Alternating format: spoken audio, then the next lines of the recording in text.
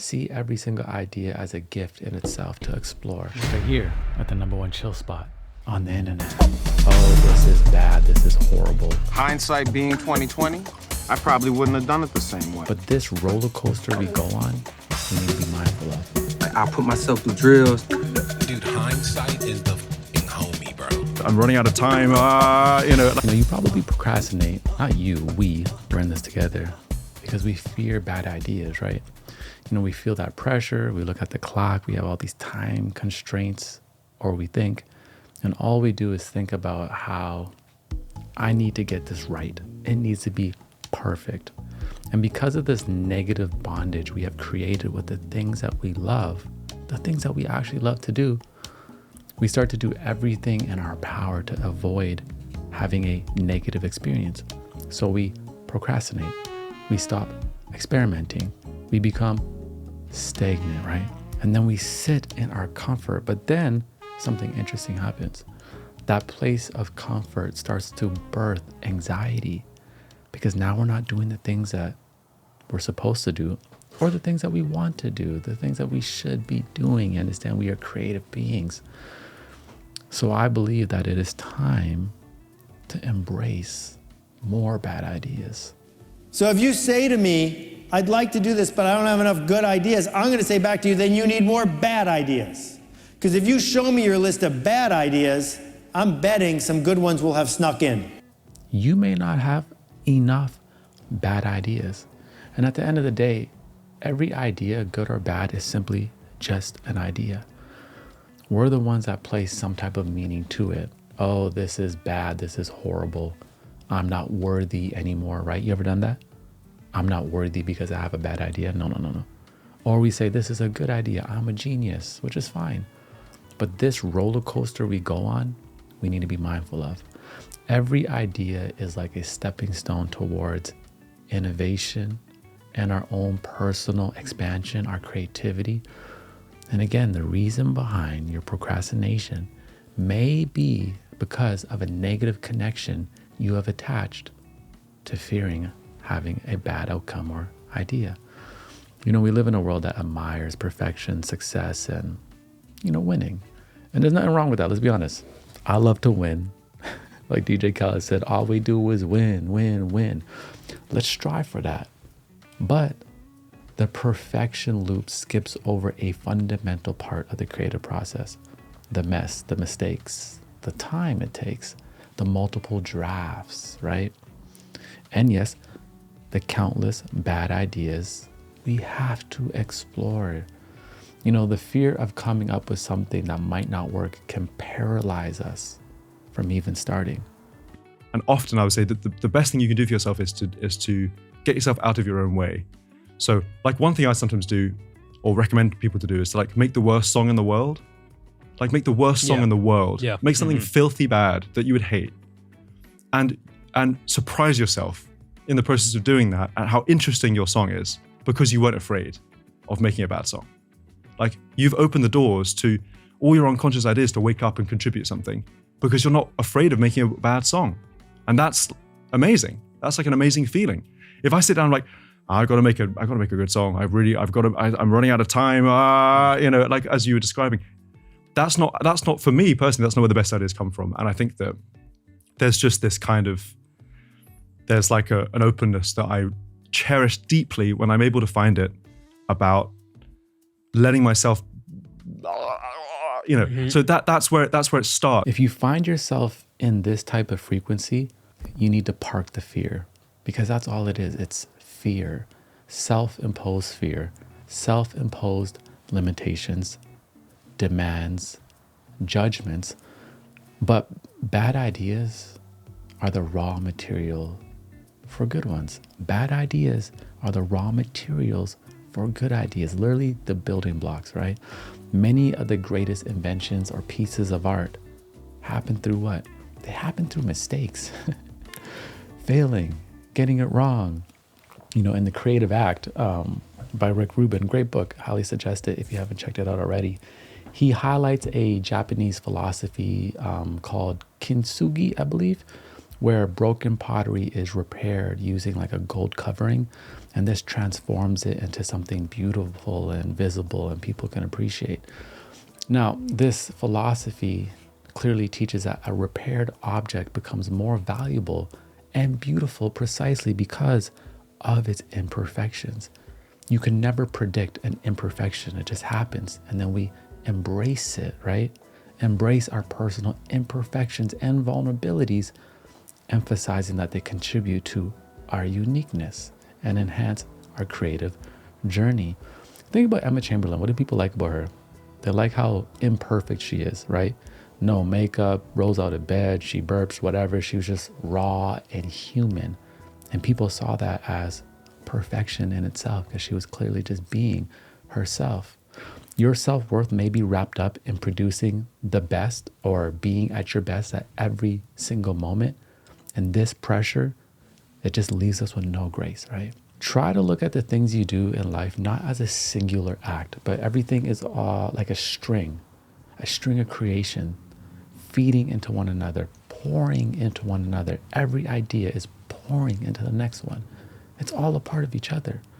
And embracing bad ideas, our flaws, helps build our resilience, right? For me, I believe it detaches our sense of self-worth from our outcomes, teaching us that failure isn't fatal, but again, it's a necessary ingredient for our foundation. And having this mindset, remembering this, because we will need to constantly remind ourselves of this, is powerful, you understand? The goal with everything that we're doing is to have like a sense of play, curiosity, and experimentation. You know, this is something that we talk about a lot in my own community space, where we support creators every single week to bring their authentic voice through their expressions. You can check it out, more information on my website, which is powered by our sponsor of the day, Squarespace. And as we were creating my website, Heinz.com, we were blown away by how intuitive and user-friendly Squarespace really is. And there are so many products that truly unlock your creativity and your business. Some of these are the flexible website templates. Squarespace provides a wide range of professional templates for every category and use case. You can easily customize your website's look, update content, and add features to make it truly unique. With Squarespace, your idea, brand, or business can stand out online on every device. Another feature I find really exciting is the ability to sell custom merch, creating a passive income stream that allows you to engage and scale your audience. And the game changer is Squarespace takes care of the production, inventory, and shipping. All you need is the idea. You save time, money, and effort. And here's a feature that can be a game changer for you entrepreneurs out there. Appointments. With Squarespace, you can accept appointments directly on your website. Whether you offer online or in-person private sessions, workshops, or group classes, Squarespace provides everything that you need to succeed. Manage your schedule, accept secure payments, send automatic reminders, and beautifully showcase your services. So if you're ready to take your online presence to the next level, head to squarespace.com for a free trial. And when you're ready to launch your website or domain, go to squarespace.com/Heinz to save 10% off your first purchase. Listen, when we're not afraid to fail, we're more willing to take risks, push boundaries, and explore uncharted territories, right? There's a theory in the creative world that basically says what Seth Godin said. You first need to generate a mountain of bad ideas to get to that great idea. It's a practice embraced by writers, innovators, thinkers, inventors, artists, all throughout history. Sometimes by even exploring quantity, we give ourselves permission to explore every nook and cranny of our imagination, right? Being loose with it. It reminds me of Bobby McFerrin, one of my favorite artists and mentors in spirit. He had a practice where he would go into the studio for 4 hours, and every idea that came to mind, he instantly jotted it down and explored it. The whole idea of writing an opera was a very daunting task, to say the least. And at this point, I decided that what I needed to do was make myself generate ideas. And I will make myself finish an idea every 30 minutes. And so for 4 hours a day, 5 days a week, I would go into my studio and I would make myself pretty much choose the first thoughts that would come up. I would develop them and orchestrate them, record them and mix them in 30 minutes without stopping, without self-editing of any kind. At the end of 30 minutes, I'd be done, and then I would move on to the next thing. So it's a very improvisational approach to writing, which really fits me very well. It affords all kinds of musical adventures. It's a platform for adventure. In fact, I even found that there were many times when I would be working on an idea, I would finish an idea that I'd be completely disgusted with before lunch, and then I loved it after lunch. Like, imagine that. Every idea you get, you explore it. You don't judge it. You don't question it. This may not be an effective process every day, every season, but to get yourself out of that creative rut or that funk, or, if you created that negative emotional connection to your own process, this is a great practice. We can rebuild the relationship with our ideas. Because I absolutely love the idea of actually having structure and practices around our creative workflows so we can tap into new layers of ourselves. J. Cole speaks about this a lot as well. Every day, nigga, I woke up, wrote verses, made beats. Let me try to reach new heights from a skill level standpoint. Remember I told you about the 7-minute drill? Like, I put myself through drills.